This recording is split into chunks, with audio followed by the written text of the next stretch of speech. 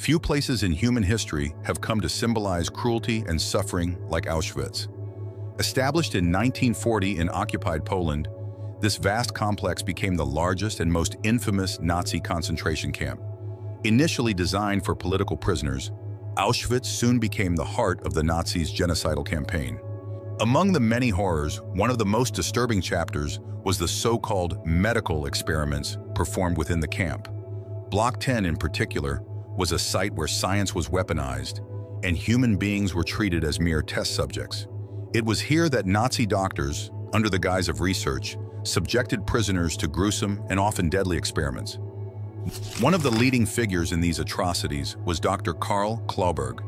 His focus was on developing a method of mass sterilization, aiming to contribute to the Nazis' long-term goal of racial purification.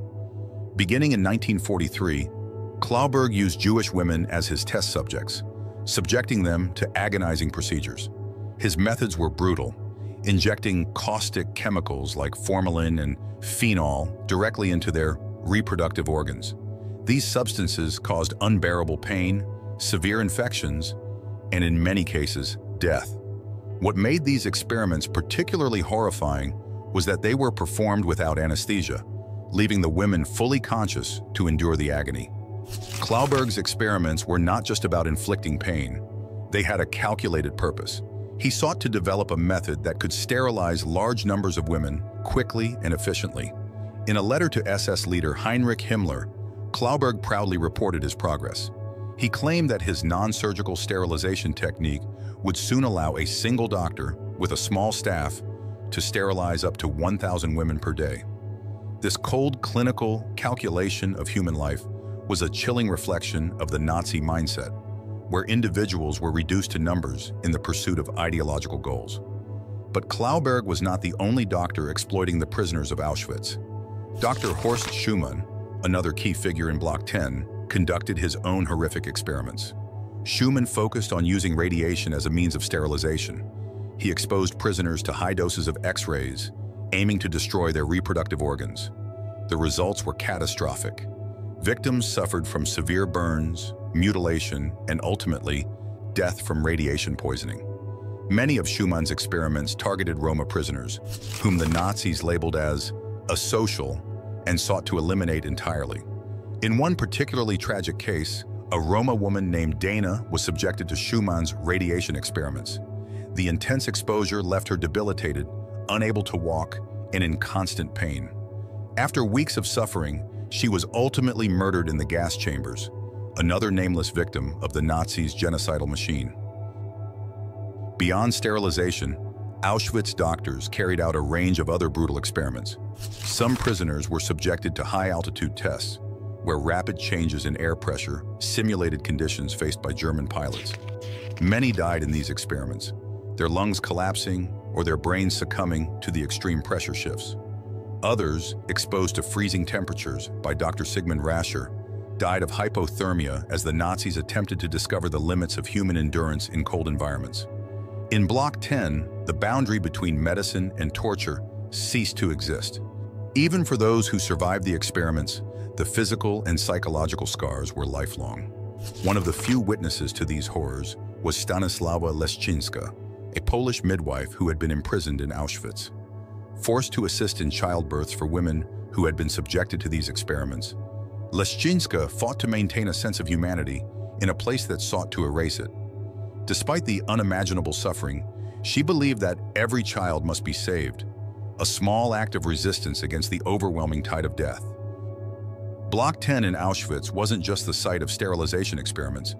It was also where Nazi doctors carried out other gruesome tests under the guise of scientific research.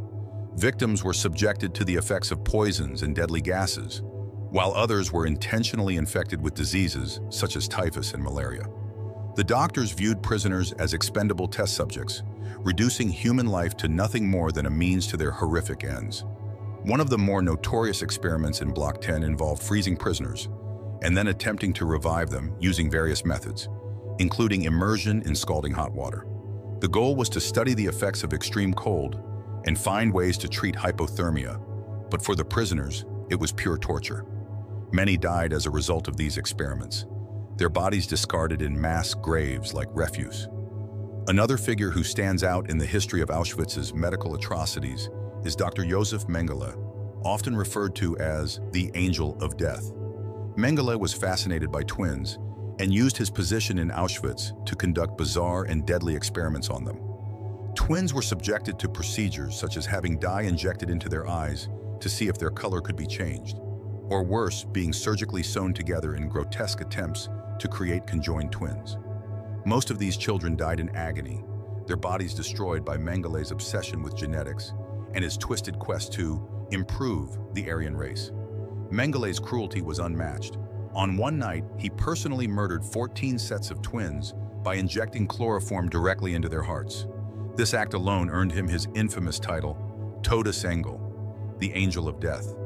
The exact number of victims who perished in Block 10 is still unknown. Estimates suggest that several hundred to a few thousand prisoners suffered in the camp's so-called medical experiments. The majority of these victims were Jewish women, but others included Roma women, Polish political prisoners, and Soviet POWs. Many of these women were chosen because they were young and physically healthy, better able to endure the brutal treatments. Others were selected for specific physical characteristics, such as heterochromatic eyes or other unusual features deemed interesting by the Nazi doctors. Despite the pain and suffering inflicted upon them, some prisoners survived to tell the world about the horrors of Block 10. Among them was Marie-Claude Vaillant-Couturier, a member of the French resistance. She later testified at the Nuremberg trials, her words haunting the court: "I saw the unseeable, that which human eyes should never behold." Another survivor, Vera Alexander, a Romanian Jewish woman, was subjected to sterilization experiments. In a 1994 interview with the USC Shoah Foundation, she recalled the excruciating pain. "I became very sick. I had a high fever, and I was in such tremendous pain in my abdomen that I couldn't sleep at night." As the Red Army advanced on Auschwitz in January 1945, the Nazis hurriedly tried to cover up their crimes. They killed many of the remaining prisoners and destroyed evidence of the experiments. When Soviet forces finally liberated Auschwitz on January 27, 1945, they encountered a scene of horror: emaciated survivors barely clinging to life, surrounded by heaps of corpses. Soviet soldier Martin Oskin later recalled, "We saw emaciated, tortured, impoverished people. We could tell from their eyes that they were happy to be saved from this hell, happy that they were no longer threatened by death in a crematorium." Block 11, known as the Death Block, stood at the heart of Auschwitz, a foreboding structure indistinguishable from the surrounding buildings, yet concealing some of the most harrowing events in the camp's history. Its bleak exterior masked a labyrinth of horror where death was not merely an outcome, it was an inevitable companion. The block was originally called Block 13 before the camp's renumbering system changed. It served as the central hub for punishment and interrogation, housing the camp's political department and a network of torture chambers in the cellar. The basement of Block 11, a place where despair clung to the walls like dampness, contained narrow, suffocating cells. Many prisoners would never emerge alive. The standing cells were particularly infamous. These small spaces, roughly 1.5 meters by 1.5 meters, were designed to crush the human spirit. Up to 4 prisoners could be crammed into these tiny chambers, forced to stand upright for days without food, water, or the ability to sit. The air was thick, and every breath was a struggle. Prisoners trapped in these conditions often died of suffocation or exhaustion, their bodies too weak to withstand the inhuman conditions. One of the most dreaded places in Block 11 was Cell 22, the starvation cell. Here, prisoners were sentenced to die a slow, agonizing death. In September 1941, a group of 74 Soviet POWs were locked inside Cell 22. Weeks later, only 4 out of the 74 men were found alive, their bodies wasting away as they lay among the corpses of their comrades. Above ground, Block 11's courtyard was equally notorious. Thousands of prisoners were executed at the death wall, a stone barrier stained with the blood of the condemned. One of the earliest mass executions occurred on November 11, 1941, when 151 prisoners were shot. Among them was a Polish priest, Father Maximilian Kolbe, who had volunteered to take the place of another prisoner. His sacrifice became a powerful symbol of hope and humanity within Auschwitz's dark history. Despite the unrelenting cruelty of his surroundings, Kolbe's final words were, "Hate is not creative, love alone is creative." Yet Block 11 was not solely a site of passive suffering. In September 1944, the prisoners of the Sonderkommando, a group forced to work in the crematoria, staged a daring revolt. Armed with explosives smuggled in by female prisoners, they managed to destroy crematorium before. Although the SS quickly crushed the uprising, executing 451 prisoners. In the courtyard of Block 11, this act of defiance stood as a reminder that resistance, even in the face of certain death, was possible. The brutality of Block 11 also extended to a torturous device known as the Boger swing, named after its inventor, SS officer Wilhelm Boger. Prisoners were tied by their wrists, suspended with their bodies contorted painfully, while being beaten until they either lost consciousness or died. The screams that echoed through the block's halls were the only sign of life in a place steeped in death. It was also within Block 11 that the SS first experimented with Zyklon B, the gas that would later be used in mass executions. In September 1941, a group of Soviet prisoners was subjected to a fatal test of the gas in the block's basement. The chilling silence that followed as the doors were sealed and bodies fell to the floor marked the beginning of a new, more terrifying era in Auschwitz's history. Survivors of Block 11, though few in number, left behind powerful testimonies. Stanisław Gwizdka, a Polish prisoner, recalled the relentless brutality and the sounds of tortured prisoners that never seemed to fade. The walls of the block, he wrote, were soaked with despair and blood, and the SS guards patrolled with a cruelty that was impossible to forget. He spoke of a guard named Palich, notorious for his brutality and sadistic smile, a smile that made your blood run cold. Josef Kleinmann, another survivor, described the interrogations he endured, hanging by his wrists drenched in freezing water as the SS guards taunted him.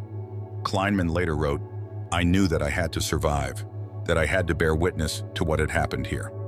His spirit, though beaten, remained unbroken. The inscriptions scratched into the walls of Block 11 cells, messages of love, despair, and resistance, are haunting reminders of the humanity that endured, even in a place designed to erase it. Every brick, every stone in Block 11 holds the stories of those who suffered, a silent testament to the cruelty that defined this building. To this day, Block 11 stands as a chilling symbol of the dehumanization and relentless suffering imposed upon the prisoners of Auschwitz. But within its walls, there also lies a memory of defiance, sacrifice, and the resilience of the human spirit in the face of unimaginable horror. Within the massive and meticulously planned structure of Auschwitz, there existed many sites of unspeakable cruelty, but Block 24 held a unique place of horror. It was home to a brothel established by the SS, under the direction of Heinrich Himmler, intended as a reward system for certain male prisoners. Known as the Puff, the brothel opened in June 1943 and remained operational until January 1945. This brothel was not a singular phenomenon. Similar institutions existed in other concentration camps, but Block 24 became a symbol of the severe and multifaceted dehumanization that permeated Auschwitz. Himmler, in his constant pursuit of increased productivity from forced laborers, viewed the brothel as a means to drive harder work. In a directive issued in June 1943, he called for the introduction of brothels in concentration camps to serve as a reward for those prisoners who met certain labor or behavioral quotas. The twisted logic behind this decision rested on the belief that offering sexual access to women could incentivize male prisoners to work harder. The brothel was thus not merely a place of sexual exploitation, but a calculated component of the broader system of control that the Nazis had implemented across their camps. The male prisoners who could access Block 24 were typically those who had distinguished themselves in their labor output or who had been deemed trustworthy by the SS. Jews and Soviet prisoners of war, however, were excluded from such privileges, as they were considered racially inferior and unworthy within the Nazi hierarchy. Instead, those selected to frequent the brothel were often political prisoners, criminal inmates, or Kapos, prisoners who had been granted administrative authority over other inmates in exchange for better conditions. For these men, access to Block 24 was an opportunity to assert dominance in a setting where their own survival hinged on submission to the SS. The women who were forced to work in Block 24 were prisoners themselves, most of them drawn from neighboring women's camps, such as Ravensbrück or Auschwitz-Birkenau. Many of these women were political prisoners, particularly from Poland, while a smaller number were German criminals.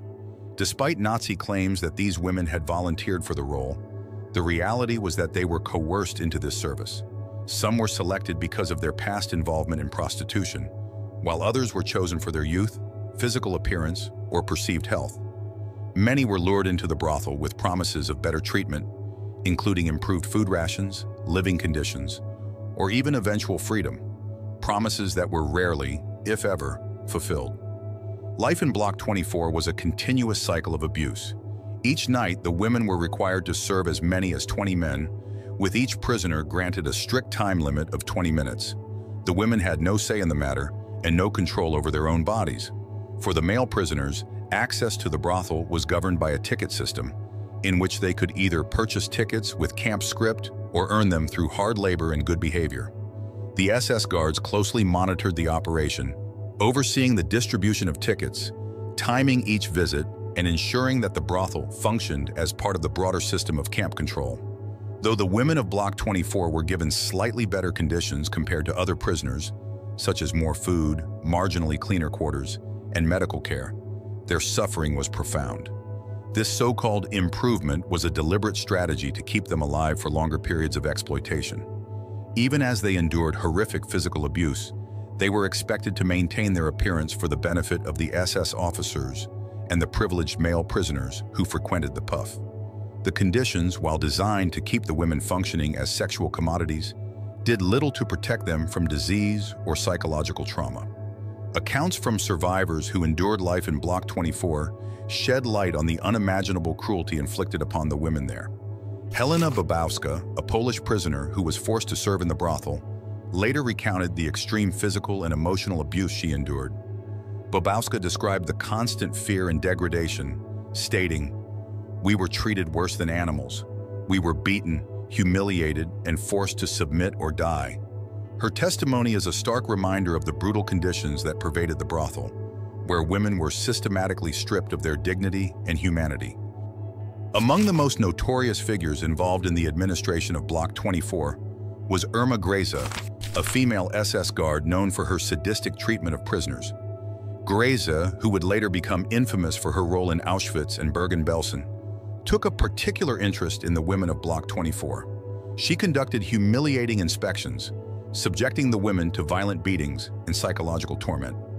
Grese, referred to as the hyena of Auschwitz, was known for her cruelty, and many survivors recalled her perverse delight in selecting women for the brothel and enforcing the brutal regimen they endured.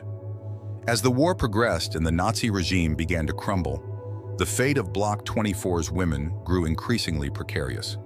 In January 1945, as the Red Army approached Auschwitz, the Nazis initiated a series of death marches, evacuating the camp and forcing prisoners to march for miles in freezing temperatures without adequate food or shelter.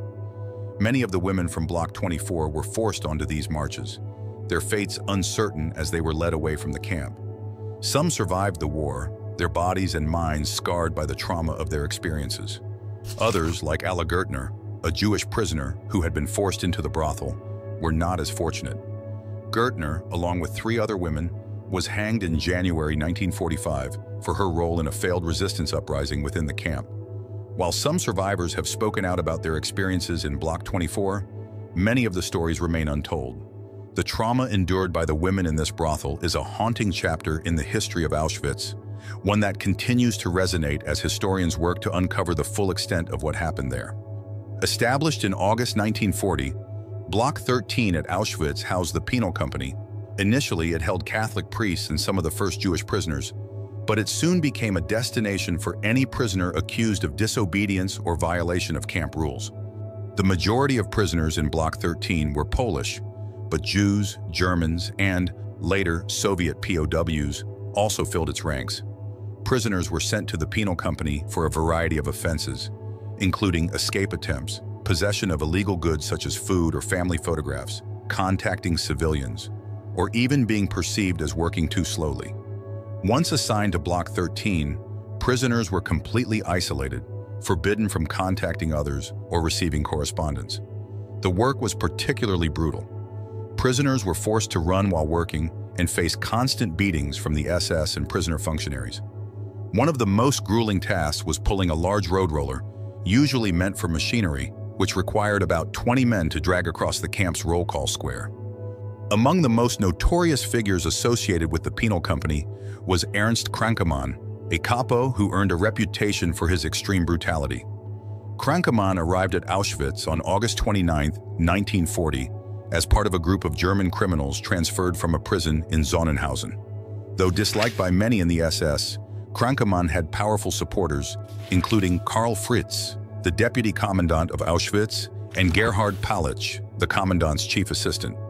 Palich, who was later imprisoned in 1944 for stealing inmates' personal belongings and for racially defiling a female Jewish prisoner, protected Krankemann's position of power within the camp.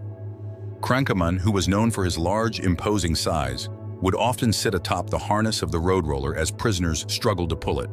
With a whip in hand, he would beat the prisoners to force them to move faster.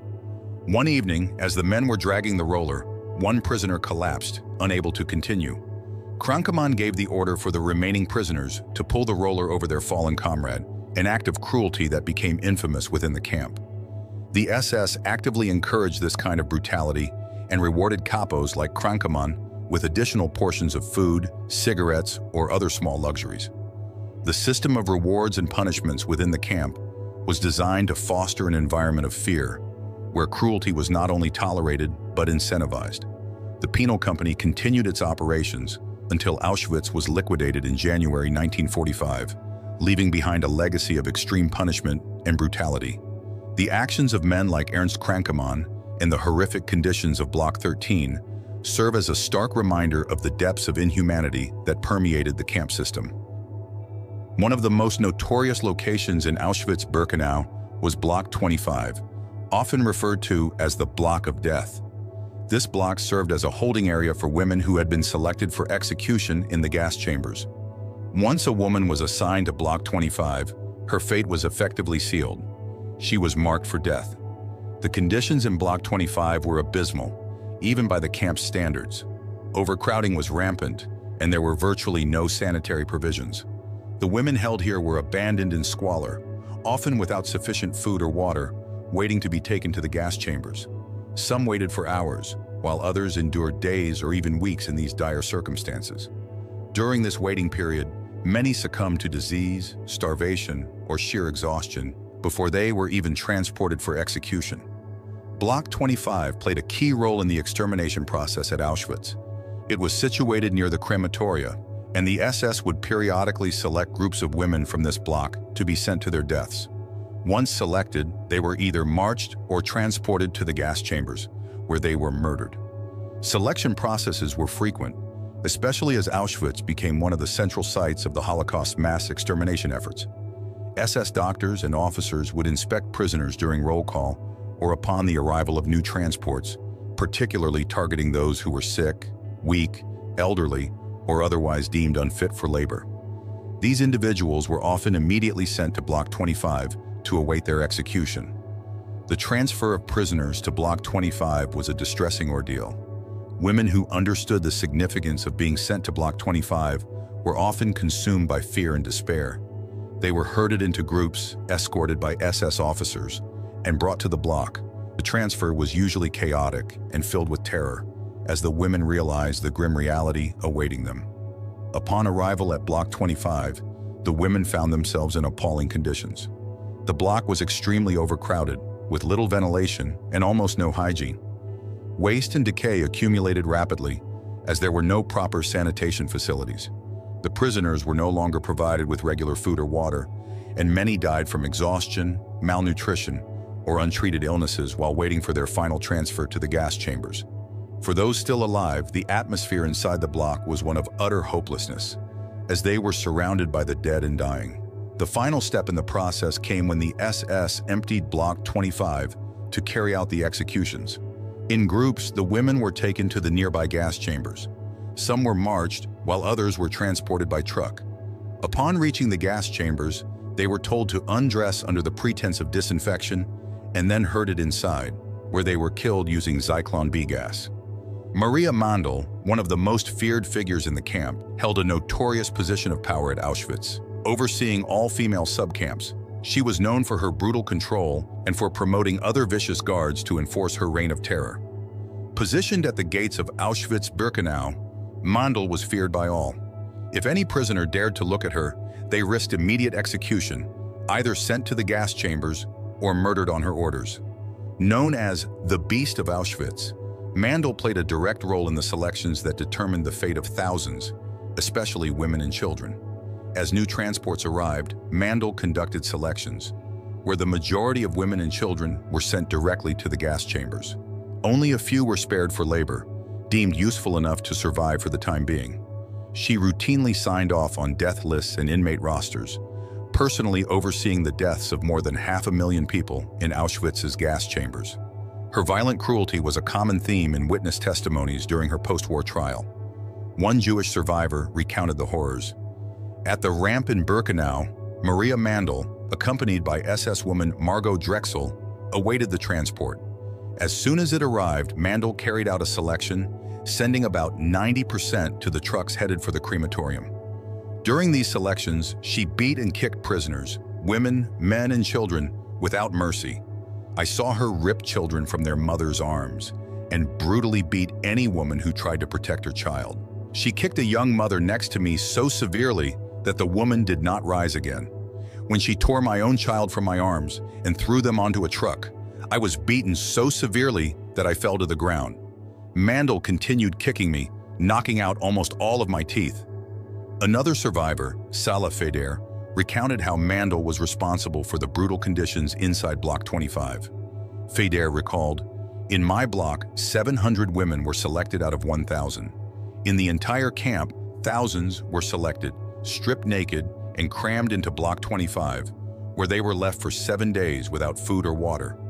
The screams and groans from the block were unbearable, and when the women were finally taken to the crematorium, we were told that more corpses than living people remained. Nearly all of them had bitten fingers, plucked out eyes, and mutilated bodies." Mandl orchestrated this atrocity personally with the help of cruel Kapos. Mandl's legacy as a sadistic overseer of Auschwitz left a dark and horrific mark on the camp's history, her role central to the mass murder of countless women and children. As we close this chapter of history, we are left with the somber and haunting memories of the atrocities committed within the walls of Auschwitz. From the gas chambers of Crematoria 2 and 3 to the unimaginable suffering in Block 11 and Block 25, the stories of Auschwitz serve as a stark reminder of the depths of human cruelty, but also of the resilience of the human spirit. As we reflect on the lessons of Auschwitz, let us remember that learning from the past is our greatest tool in shaping a future where such horrors are never repeated. In the face of such darkness, we must hold on to the belief in humanity's capacity for good. As Anne Frank once wrote, "In spite of everything, I still believe that people are really good at heart." By remembering the atrocities of Auschwitz, we commit to the pursuit of a world where evil is unthinkable and compassion prevails.